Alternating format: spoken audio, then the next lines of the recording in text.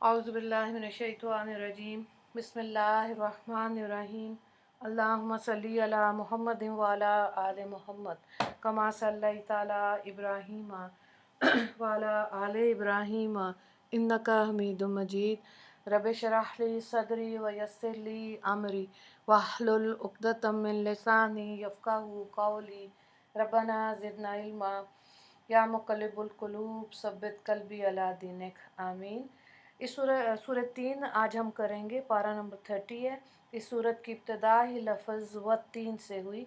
तीन अरबी ज़ुबान में इंजीर को कहते हैं और इसी मुनासबत से सूरत का नाम भी क्योंकि इसमें ज़िक्र आएगा और कसम खाई गई है, सूरत का नाम व तीन है, सूरत 3 है। इस सूरत की इब्तिदा में गुज़श्ता चंद सूरतों की तरह कस्मिया कलाम से फरमाई गई है। वाओ कस्मिया से सूरत का आगाज़ होगा। बिस्मिल्लाहिर्रहमानिर्रहीम वत्तीन वज़्ज़ैतून वतूर सीनीन वहाज़ल बलदिल अमीन। कसम है अंजीर की और जैतून की और तूर सीनीन की और इस अमन वाले शहर की। तो इस सूरत की इब्तिदा में 4 चीज़ों की कसम खाई गई।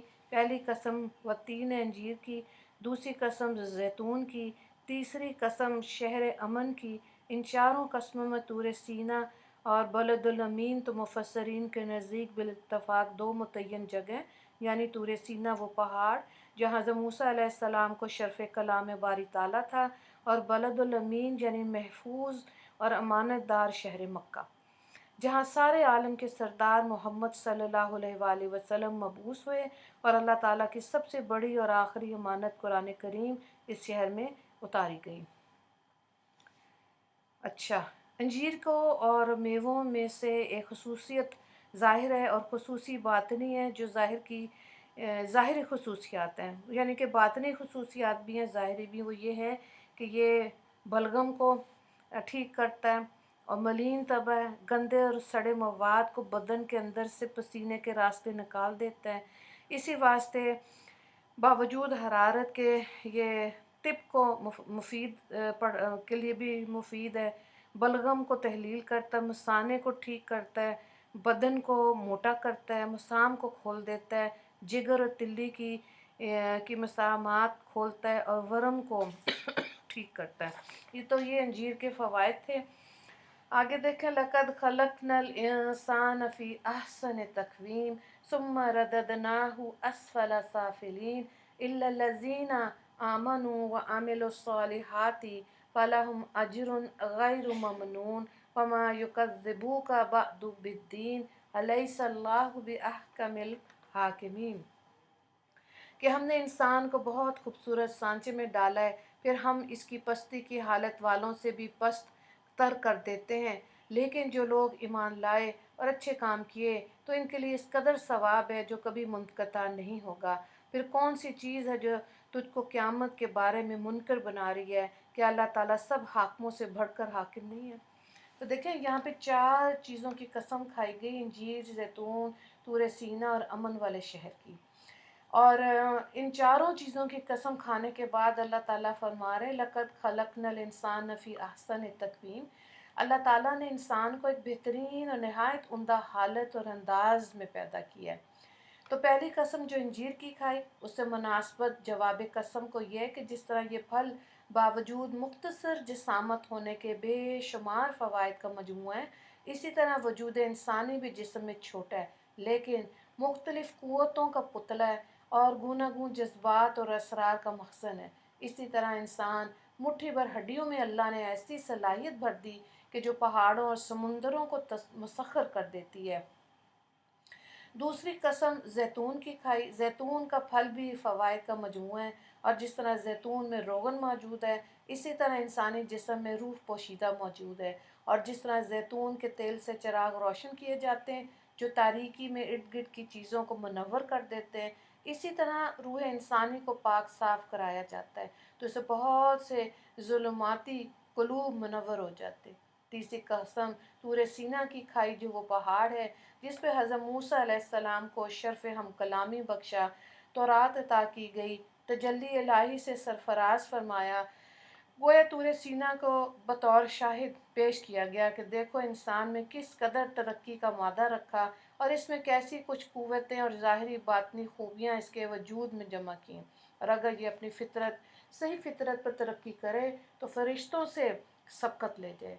और सबसे आखिर में बलदल अमीन यानी मक्का मुअज़्ज़मा की कसम खाई, यहाँ सारे आलम के सरदार अशरफुल अंबिया मुरसलीन हज़रत अहमद मुजतबा मोहम्मद मुस्तफ़ा सल्लल्लाहु अलैहि वसल्लम मबऊस हुए।